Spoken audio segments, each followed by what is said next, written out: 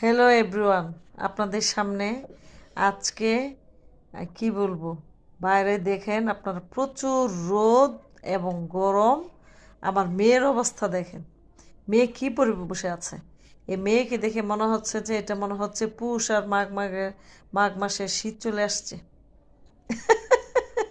ও পুরা সুইটার এটা আজকে ও গায়ে দিবেই, গোসল করে এটা ও গায়ে দিবে। এই যে অবস্থাকে, ও টোটালি প্যান্ট পরছে, মানে ও যে শীতের জামা পরতে এতই পছন্দ করে যেটা আসলে চিন্তাই করা যায় না। তোমার কি শীত লাগতেছে? হ্যাঁ, গরম লাগতেছে।